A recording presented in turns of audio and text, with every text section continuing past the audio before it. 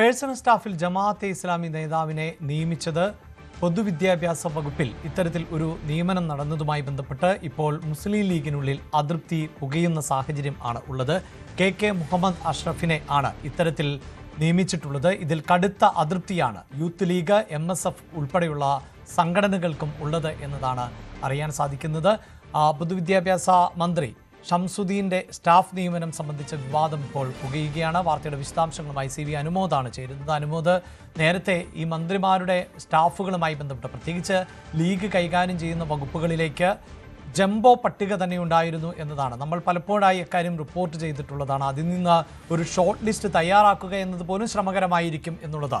ഇപ്പോഴിതാ ഈ യൂത്ത് ലീഗിൻ്റെ, MSFൻ്റെ ഒക്കെ നിരവധിയായ പേരുകൾ മുന്നിലുള്ളപ്പോഴാണ് ജമാഅത്തെ പ്രവർത്തകർക്ക് മന്ത്രിയുടെ ഓഫീസിൽ ഇടം നൽകിയിട്ടുള്ളത്. ഏത് തരത്തിലുള്ള അതൃപ്തിയാണ്? പ്രത്യേകിച്ച് തീവ്ര നിലപാടുള്ള ആളുകൾക്ക് ഉൾപ്പെടെ ഈ മന്ത്രിയുടെ ഓഫീസിൽ അനുമതി നൽകുമ്പോൾ അത് രാഷ്ട്രീയമായും വലിയ ചർച്ച ചെയ്യപ്പെടുന്ന ഒന്നായി മാറുമല്ലോ.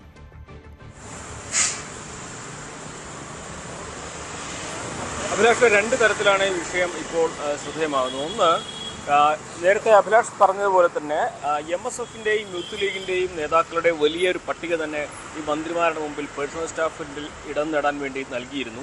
പക്ഷേ അതൊന്നും തന്നെ പൂർണ്ണമായിട്ടും ഉൾക്കൊള്ളാതെയാണ് മന്ത്രിമാരെല്ലാം തന്നെ അവരുടെ പേഴ്സണൽ സ്റ്റാഫ് നിയമനം നടത്തി. ഇതിൽ തന്നെ MSFനും യൂത്ത് ലീഗിനും ഒക്കെ വലിയ പ്രതിഷേധമുണ്ട്. അവർ യോഗം ചേർന്ന് പ്രമേയം പാസ്സാക്കുകയും പല യോഗങ്ങളിലും ഇത് ഉന്നയിക്കുകയും നേതൃത്വത്തെ അറിയിക്കുകയൊക്കെ ചെയ്തിട്ടുണ്ട്. പക്ഷേ ഇതിൽ പരിമിതിയുണ്ട് എന്ന നിലപാടാണ് നേതൃത്വം സ്വീകരിച്ചത്.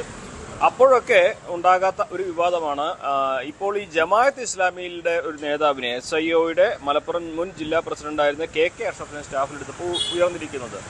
ഇത് രണ്ട് തരത്തിലാണ്. നേരത്തെ പറഞ്ഞതുപോലെ, ഒന്ന്, യൂത്ത് ലീഗിനെ MSFനെ അവഗണിക്കുക എന്നുള്ളത്. രണ്ട്, ജമാഅത്തെ ഇസ്ലാമിയുടെ ആശയം ഉൾക്കൊള്ളുന്നവരെ ഈ മന്ത്രിസഭയുടെ അല്ലെങ്കിൽ മന്ത്രിമാരുടെ ഭാഗമാക്കുമ്പോൾ അത് അവർക്ക് കൊടുക്കുന്ന ഒരു അംഗീകാരമാണെന്ന തരത്തിലേക്കുള്ള വിമർശനം.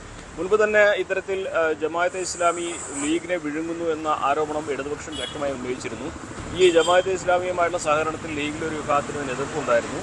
ഇപ്പോൾ അത്തരത്തിൽ ഈ എതിർപ്പ് നിലനിൽക്കുമ്പോൾ തന്നെ ജമാഅത്തെ ഇസ്ലാമിയുടെ നേരിട്ട് ബന്ധമുള്ളവരെ ഈ സ്റ്റാഫിൻ്റെ പട്ടികയിൽ ഉൾപ്പെടുത്തുമ്പോൾ അവരെ അംഗീകരിക്കുന്നതിന് തുല്യമാണെന്ന വാദമാണ് ശക്തമായിട്ട് ഉയരുന്നത്. ഇത് വലിയ തോതിൽ തന്നെ വിമർശനത്തിന് പാർട്ടിക്കുള്ളിൽ തന്നെ വഴിയൊരുക്കുകയും ചെയ്യുന്നുണ്ട്. ഒരു പരസ്യ പ്രസ്താവനയ്ക്കോ പരസ്യമായിട്ട് ഈ വിഷയത്തിൽ ഉന്നയിച്ച് ഈ വിഷയം കൂടുതൽ വിവാദമാക്കാനോ ആരും തയ്യാറല്ലെങ്കിൽ പോലും പാർട്ടിക്കുള്ളിൽ വലിയ തോതിൽ തന്നെ ഇതിനെതിരെയുള്ള വികാരം ഉയരുന്നുണ്ട് എന്നുള്ളതാണ്. ഒന്ന്, നേരത്തെ പറഞ്ഞതുപോലെ യുവാക്കളെ അവഗണിക്കുന്ന നടപടിയാണ് നേതൃത്വം ചെയ്യുന്നത് എന്ന ആരോപണം വീണ്ടും ശക്തമായിട്ട് ഉയരാനുള്ള സാഹചര്യം ഇത് തീർക്കും. രണ്ട്, ജമാഅത്ത് ഇസ്ലാമിയും ലീഗുമായിട്ടുള്ള സഹകരണം അത് കൂടുതൽ ശക്തമാകുന്നുവെന്ന ഇടതുപക്ഷത്തിൻ്റെ ആരോപണത്തിന് ശക്തി പകരുന്നതാണ് പുതിയ സംഭവവികാസങ്ങൾ.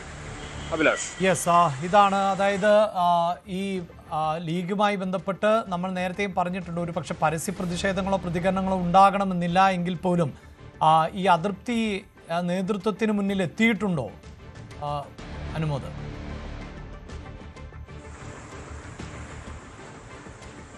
നേതൃത്വത്തിന് മുമ്പിൽ പലവട്ടം MSFും യൂത്ത് ലീഗും ഒക്കെ ഇക്കാര്യങ്ങൾ ഉന്നയിച്ചുകൊണ്ടേയിരിക്കുന്നുണ്ട്, ജില്ലാ നേതൃത്വത്തിന് മുമ്പിലും സംസ്ഥാന നേതൃത്വത്തിന് മുമ്പിലും. പക്ഷേ പ്രധാനമായിട്ടും നേതൃത്വം ഇതിൽ പറയുന്നത് ഇതെല്ലാവരെയും തൃപ്തിപ്പെടുത്തുക എന്നുള്ളത് സാധാരണ സാധിക്കുന്ന ഒന്നല്ല എന്നുള്ള ഒരു പൊതു വിശദീകരണമാണ് നൽകുന്നത്.